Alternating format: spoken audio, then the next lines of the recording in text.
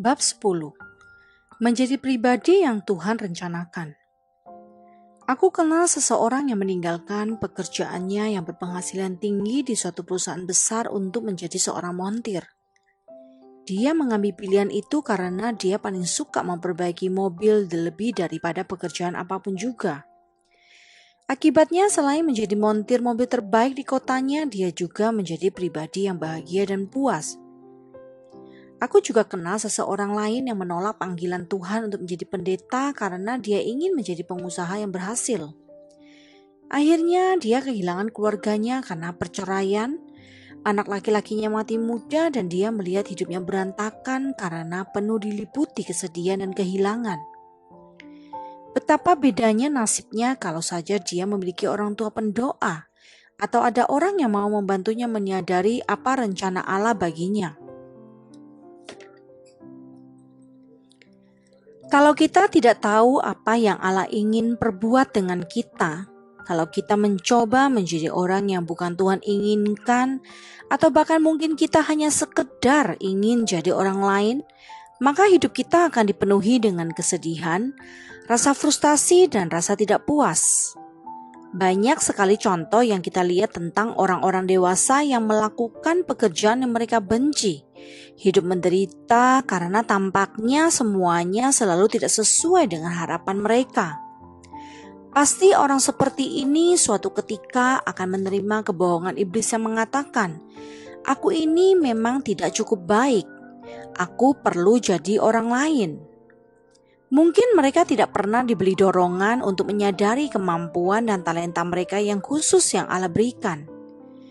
Jelas mereka tidak tahu rencana Allah menciptakan mereka itu untuk menjadi siapa. Kita dapat menjadi pribadi seperti yang Allah rencanakan bila kita mau meminta bimbingan Allah dan kemudian kita taat melakukan perintahnya.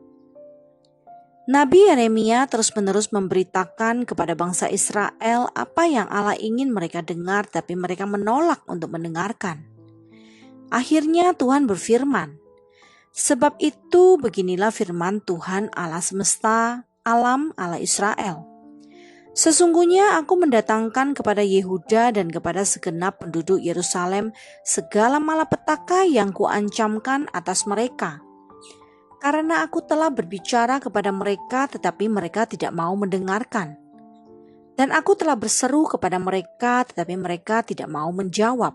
Yeremia 35 ayat 17. Kita akan mengalami malapetaka kalau kita tidak menjawab suara Allah.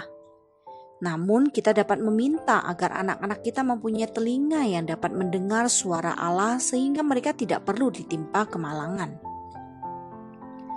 Salah satu rencana iblis untuk kaum muda adalah membuat mereka membanding-bandingkan diri dengan orang lain, menilai diri sendiri kurang dan kemudian berusaha menjadi pribadi yang sebenarnya tidak sesuai dengan rencana penciptaan Allah.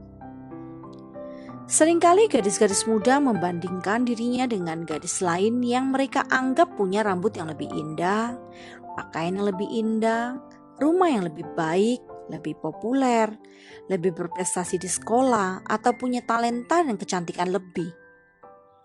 Anak-anak muda seringkali melihat anak lain yang mereka anggap lebih tinggi, lebih cakap, atlet yang lebih baik, punya teman yang lebih banyak, rambutnya lebih lebat, lebih kaya, atau lebih punya kemampuan dan keterampilan. Kalau anak muda itu terus-menerus membanding-bandingkan diri dan merasa diri selalu kurang, maka identitas pribadinya dapat dilukai. Aku kenal banyak anak muda yang ketika mereka mencapai usia belasan tahun sudah berangan-angan menjadi orang lain yang bukan dirinya sendiri. Mereka jadi tidak menghargai apa yang Tuhan sudah buat dalam diri mereka. Dan mereka tidak berusaha sebaik mungkin menjadi pribadi yang terbaik sesuai dengan pemberian Tuhan. Sebaliknya mereka berusaha sekuat tenaga menjadi suatu pribadi lain yang tak mungkin mereka capai. Mereka berusaha melakukan hal-hal yang tidak akan pernah memuaskan mereka. Hanya doa-doa kita yang dapat menggagalkan rencana musuh ini agar anak-anak kita punya visi yang jelas tentang diri mereka maupun masa depan mereka. Sejak anak-anakku masih kecil, aku selalu berdoa agar Allah menyatakan kepada kami karunia dan talenta yang Tuhan berikan kepada mereka. Aku juga minta hikmat agar tahu cara terbaik untuk mendorong, mengasuh, mengembangkan dan melatih mereka agar menjadi pribadi-pribadi sesuai dengan rencana Allah. Salah satu tugasku adalah membantu mereka menghargai kemampuan mereka dan tidak terlalu membesarkan kelemahan yang mereka miliki, karena hal ini tidak gampang. Apalagi di masa remaja, hal ini sering kali menjadi fokus doaku. Salah satu hal terpenting untuk menolong anak-anakku memahami bagaimana pribadi yang Allah harapkan akan mereka kembangkan adalah dengan mendorong mereka agar mempunyai hubungan pribadi dengan Tuhan. Aku tahu mereka akan tahu sepenuhnya siapa diri mereka jika mereka tahu siapa Allah itu. Dalam Alkitab, ketika Allah menjanjikan akan mencurahkan Roh Kudus-Nya, Dia mengatakan, mereka akan tumbuh seperti rumput di tengah-tengah air, seperti pohon-pohon gandarusa di tepi sungai. Yang satu akan berkata, aku kepunyaan Tuhan. Yang lain akan menyebut dirinya dengan nama Yakub. Dan yang ketiga akan menuliskan pada tangannya kepunyaan Tuhan dan akan menggelari dirinya dengan nama Israel. Yesaya 44 ayat 4-5. Anak-anak ini akan tahu siapa diri mereka. Mereka akan dipenuhi dengan Roh Kudus-Nya dan punya keyakinan diri yang kuat bahwa mereka miliknya. Anda akan melihat wajah yang berseri dan penuh percaya dari anak yang dapat berkata dengan yakin, aku kepunyaan Tuhan. Apakah Anda punya keinginan besar agar anak Anda akan menjadi seperti itu sehingga Anda mau berdoa baginya? Doa. Tuhan, aku berdoa agar Engkau mencurahkan Roh Kudus-Mu pada, sebutkan nama anak Anda, hari ini dan mengurapi dia agar mampu menggenapi semua rencana-Mu bagi pribadinya dan bagi tugas yang Kau rancangkan baginya. Engkau telah berpesan, hendaklah tiap-tiap orang tinggal di hadapan Allah dalam keadaan seperti pada waktu ia dipanggil. 1 Korintus pasal 7 ayat 24. Semoga firman ini digenapi pada anak ini sehingga dia tidak pernah melenceng dari panggilan-Mu bagi pribadinya dan tugasnya, atau mencoba menjadi orang lain yang tidak sesuai dengan rencana-Mu baginya. Lepaskan dia dari rencana jahat iblis yang ingin merampok hidupnya, yang mau mencuri keunikan dan karunia khusus yang dia miliki, yang mau mengajak dia menempuh jalan lain yang bukan jalan-Mu, atau yang akan menghancurkan pribadinya yang telah Kau ciptakan. Semoga dia tidak pernah mengikut siapapun juga selain Engkau, tetapi biarlah dia memimpin orang-orang lain ke dalam kerajaan-Mu.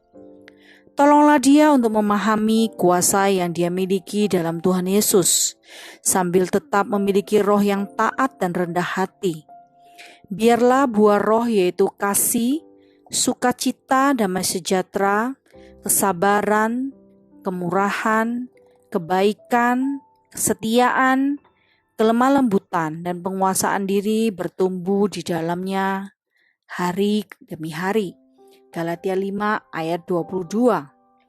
Biarlah dia menemukan identitasnya di dalam Engkau. Biarlah dia melihat dirinya sebagai alat-Mu, dan biarlah dia tahu bahwa dirinya penuh hanya di dalam Engkau. Berikan visi padanya ketika dia merencanakan tujuan-tujuan untuk masa depannya, dan berikan pengertian tentang tugas yang Engkau rancangkan baginya. Tolonglah dia untuk melihat dirinya seperti Engkau melihatnya, dari masa depannya, bukan dari masa lalunya. Biarlah dia diyakinkan bahwa rancangan-Mu baginya adalah damai sejahtera dan bukan rancangan kecelakaan untuk memberikan kepadanya hari depan yang penuh harapan. Yeremia 29 ayat 11. Ajarkan dia untuk mengarahkan pandang padamu sebagai harapannya di masa mendatang. Biarlah dia mengerti bahwa Engkaulah yang menyelamatkan kami dan memanggil kami dengan panggilan kudus, bukan berdasarkan perbuatan kami, melainkan berdasarkan maksud dan kasih karunia-Mu sendiri yang telah dikaruniakan kepada kami dalam Kristus Yesus sebelum permulaan zaman. 2 Timotius 1 ayat 9. Biarlah komitmennya untuk menjadi pribadi yang Engkau rancangkan baginya memungkinkan dia untuk tumbuh hari demi hari dalam kepercayaan dan keberanian Roh Kudus. Senjata peperangan. Klaimlah 1, 2 atau semua ayat yang akan saya bacakan di bawah ini di dalam pokok-pokok doa Anda.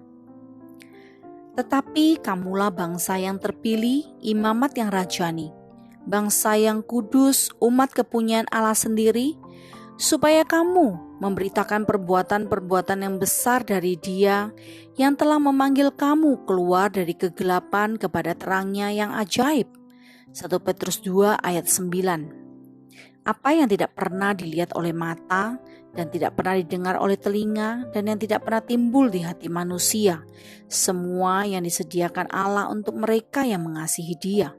1 Korintus 2 ayat 9. Berusahalah sungguh-sungguh supaya panggilan dan pilihanmu makin teguh, sebab jikalau kamu melakukannya, kamu tidak akan pernah tersandung.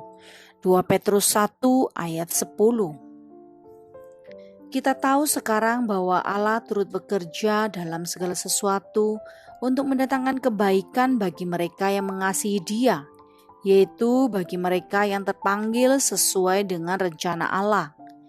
Sebab semua orang yang dipilihnya dari semula, mereka juga yang ditentukannya dari semula untuk menjadi serupa dengan gambaran anaknya, supaya ia, anaknya itu menjadi yang sulung di antara banyak saudara. Dan mereka yang ditentukannya dari semula, mereka itu juga dipanggilnya. Dan mereka yang dipanggilnya, mereka itu juga dibenarkannya. Dan mereka yang dibenarkannya, mereka itu juga dimuliakannya. Roma 8 ayat 28-30. Bangkitlah, menjadi teranglah, sebab terangmu datang dan kemuliaan Tuhan terbit atasmu. Yesaya 60 ayat 1.